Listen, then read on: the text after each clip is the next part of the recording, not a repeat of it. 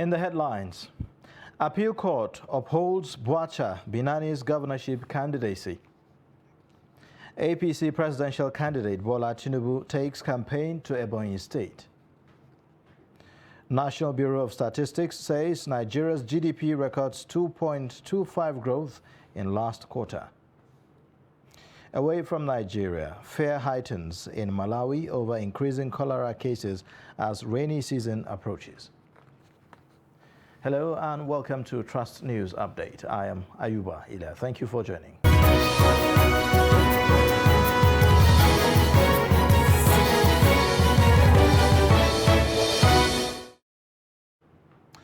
And now the details. The Court of Appeal sitting in Yola has set aside the High Court ruling notifying the primaries that produced Aishatu Binani as the All Progressives Congress governorship candidate for Adamawa State.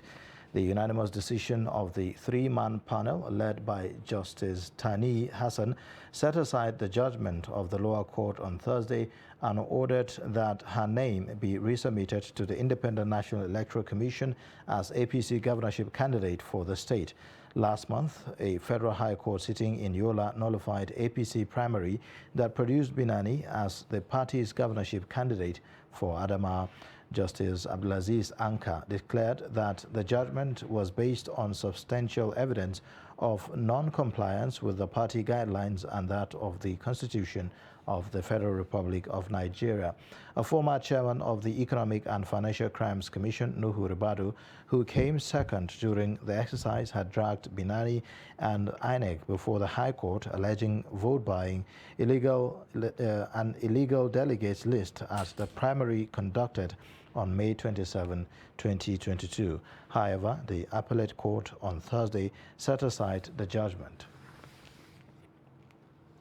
In a similar vein, the Court of Appeal sitting in Yola on Thursday unanimously declared Emmanuel Bwacha as the authentic candidate and lawfully nominated governorship candidate of the APC in Zamfara State for the 2023 general elections.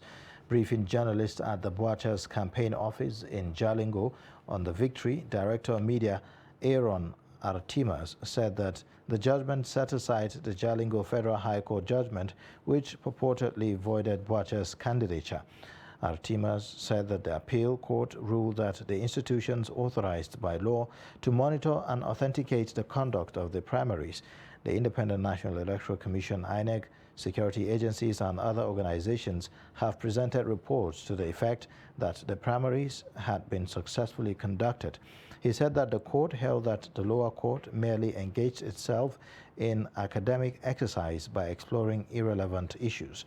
Artimas said that the victory at the Court of Appeal was a special gift from God to the people of Taraba State and appealed to them to brace up for the real victory at the general election. In a message to the council, our candidate, Senator Emmanuel Bwacha, congratulated the entire people of the state for this landmark victory. He said the court victory was a special gift from God for the long-suffering people of Taraba State and appealed to them to brace up for the struggle ahead. That is the campaigns and the elections that will follow this incident. Senator Bwacha promised to take his campaign to all nooks and crannies of the state in order to directly engage with the people and acquaint himself with their problems. The distinguished senator also called on the supporters to be magnanimous in victory by conducting themselves peacefully.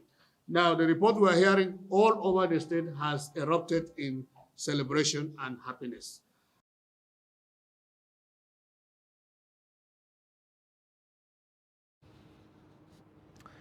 Now, a federal high court sitting in Port Harcourt has disqualified the Rivers State governorship candidate of the All Progressives Congress, Tonye Kole, over dual citizenship and non-compliance to the Electoral Act by his party.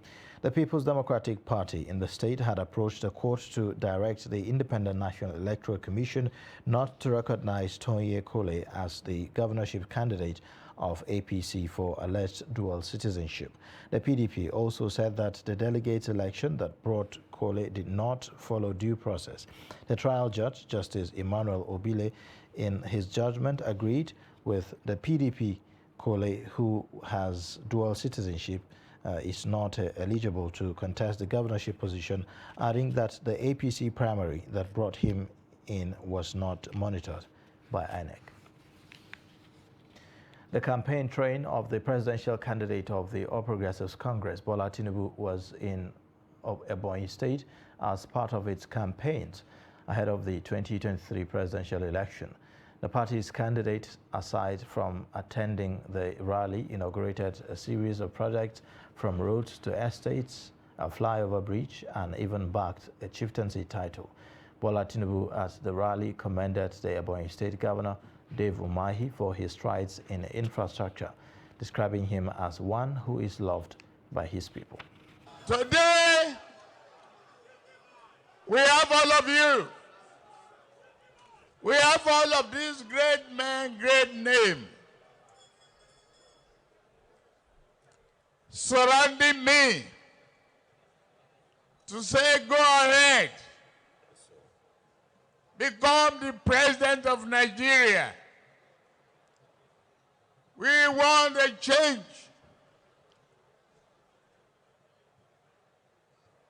And we are closing the door to the darkness, both in spirit and reality.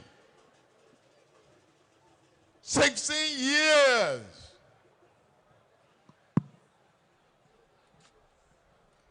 of PDP government, we have no blinker of electricity. They spend more than $60 billion. They forget that transmission line.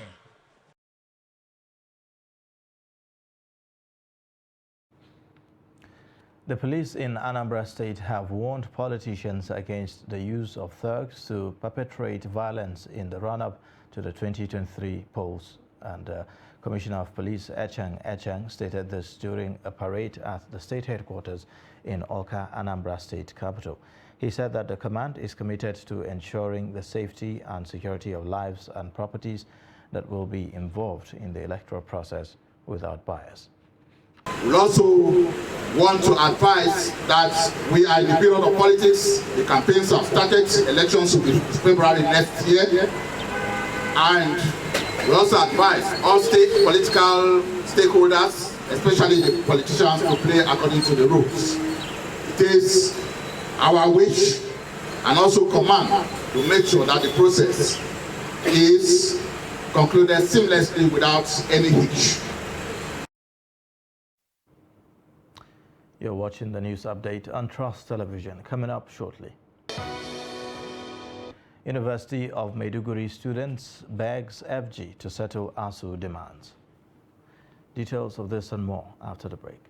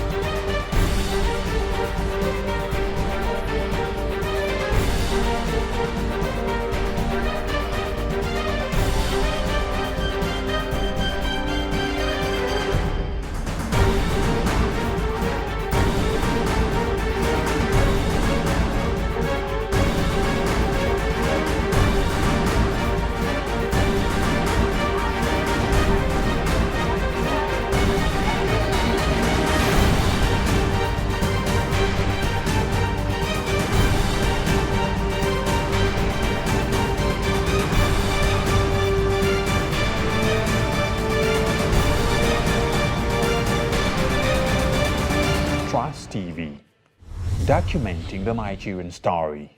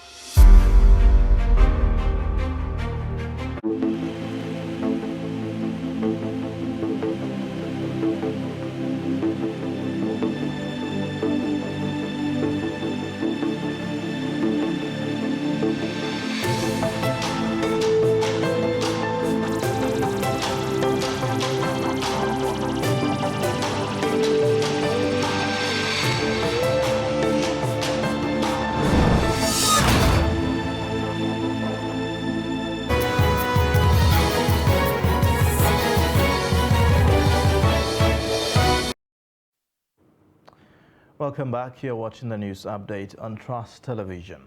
Here's a reminder of our top stories. Appeal Court upholds Boacha Binani's All Progressives Congress governorship candidacy.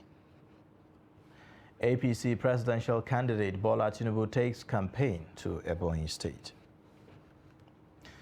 Elsewhere, the National Agency for Food and Drugs Administration Control, NAFDAC, has destroyed chemicals used by ISWAP and other terrorist organizations to make improvised explosive devices. The item also includes substandard and fake food items and drugs worth over 400 million naira. Trust TV correspondent Idris Jibrin reports. Set on fire is the large quantity of chemical the agency says it's used by ISWAP and Boko Haram terrorist organization in making high-impact improvised explosive devices, which were seized by the agency in some part of the northwest region. We have some chemicals here, which actually was the cause of this inferno that we saw today. They are precursor chemicals that are used in manufacturing of bombs.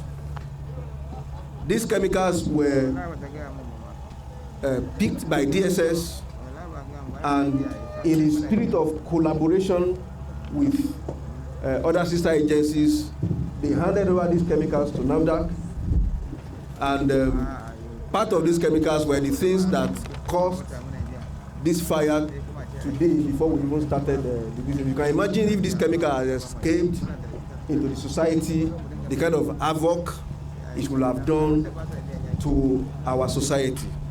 With a street value of 485 million naira, the items also include 80 tons of falsely labeled medicines, unwholesome food products, among other counterfeit products seized across the 7 states of the northwest region of Nigeria.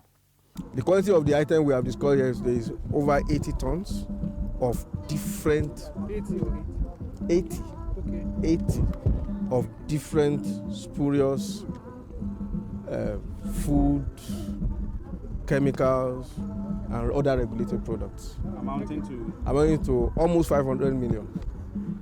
Okay. 400 something, but 485, but I use the word almost 500 million. Meanwhile, the agency is asking Nigerians to be conscious of unregistered medicines and other related food items while reporting any suspicious consignment to the nearest security agency for appropriate action. Idris Jibrin, Trust TV News, Kano. The Office of the National Security Advisor, through the National Center for the Control of Small Arms and Light Weapons, has disclosed plans to destroy over 3,000 illicit small arms and light weapons, as well as other associated materials mopped up across the country. The seizures were made majorly through the various theaters of operation in the Northwest, South-South, Southeast, and North-Central regions of the country within the past 18 months.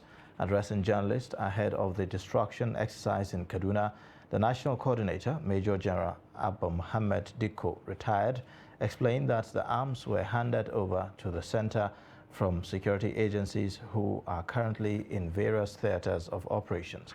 He said this is in furtherance of President Muhammadu Buhari's directive to tame the spate of insecurity in the country.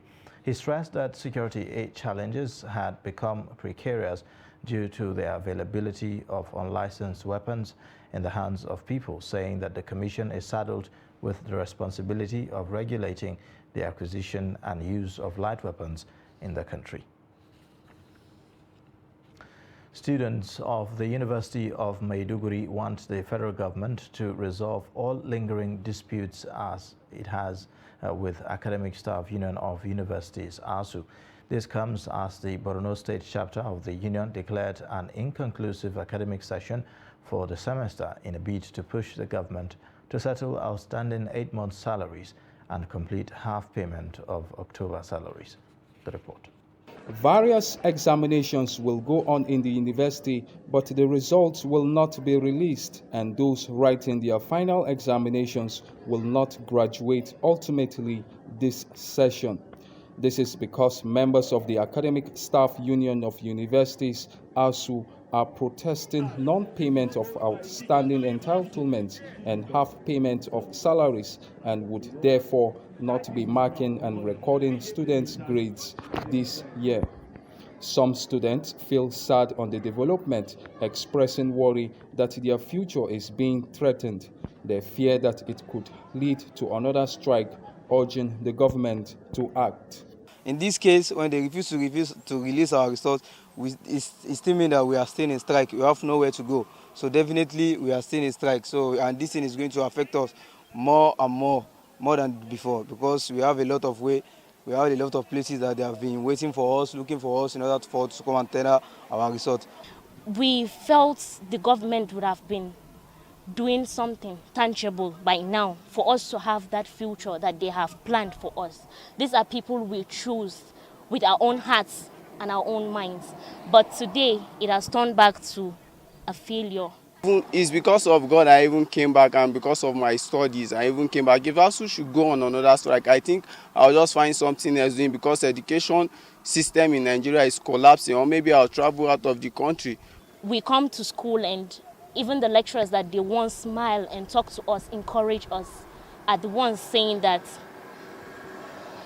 we should not think of coming to where they are today, because there's no hope and future plans for us anymore. For most of these students, it will be a routine of attending lectures and reading, but the reality to graduate after school hangs in the balance. The Minister of Communication and Digital Economy, Professor Isa Pantami, has launched digital projects to help increase broadband penetration to improve market performance. Noel Samson reports that the project will lead to high-capacity transmission techniques using a wide range of frequencies, which can enable a large number of messages to be communicated simultaneously.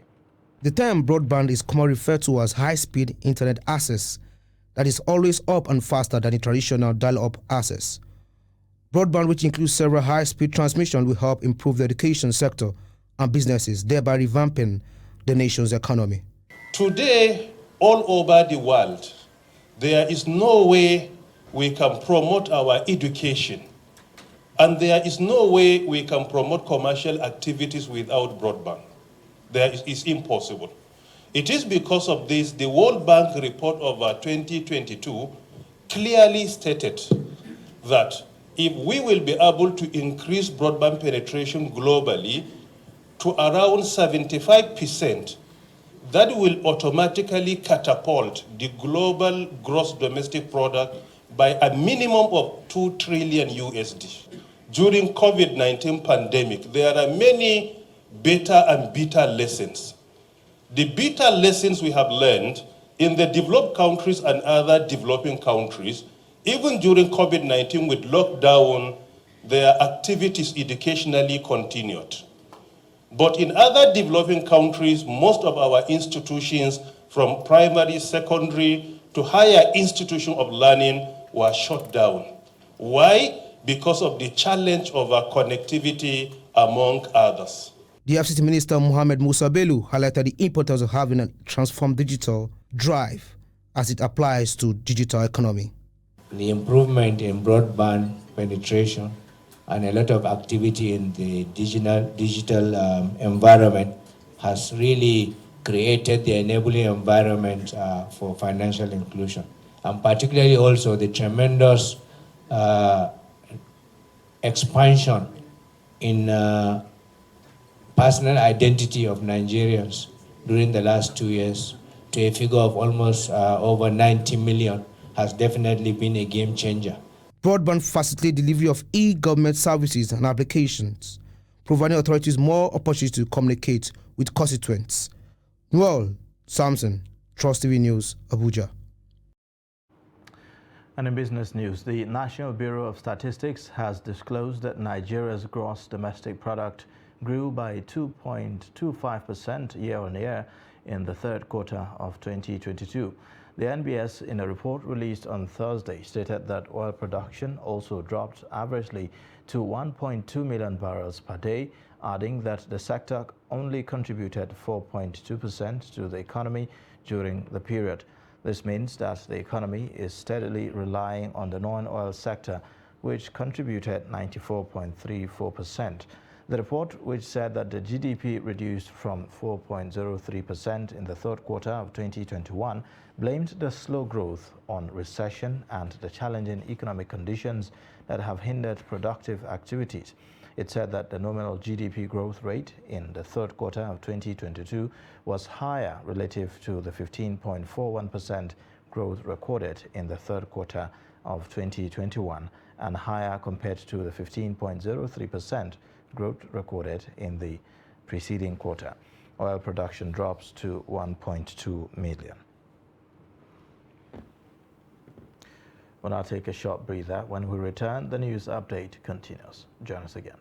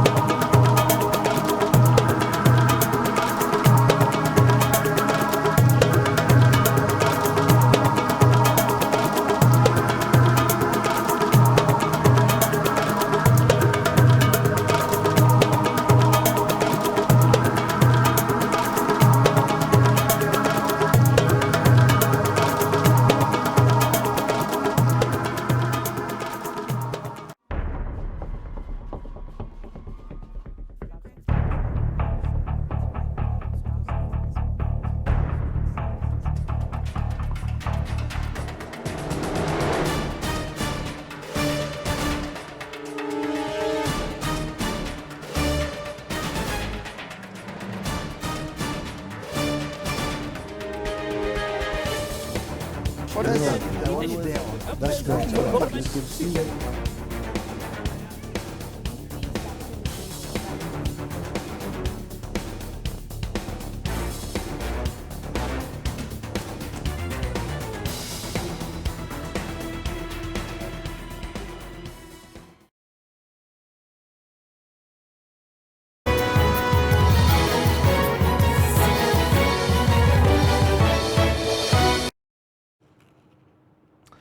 Welcome back. Now, away from Nigeria, Malawi says it is in the grip of a cholera outbreak which has spread across the country, killing 292 people and infecting 9,447 since March, when the first case was reported. Most deaths from the disease, which is spread through contaminated water and food, are occurring in 4 districts bordering Lake Malawi and in Blantyre, the country's second largest city.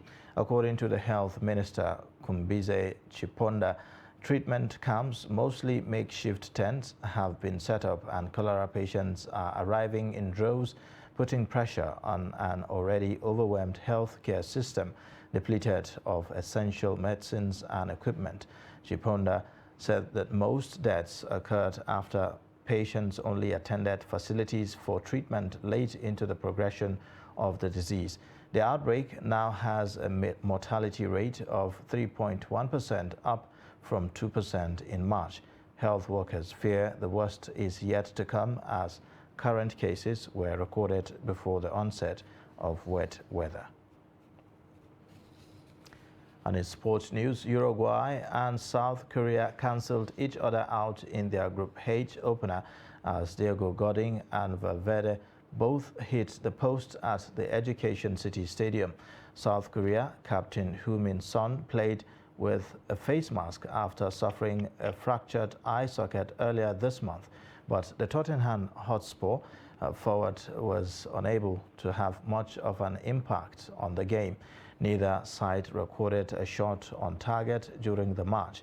According to FIFA, this is the first time it has happened in a World Cup game this century. Darwin Núñez coiled a shot wide in the 81st minute, and Valverde produced a rasping shot from distance in the 90th minute, which cannoned off the post, and Uruguay could not find a breakthrough. And that's a wrap on the news update. You can watch more via all our social media platforms, and also don't forget to subscribe to our YouTube channel. I am Ayuba Ilya. Thanks for watching.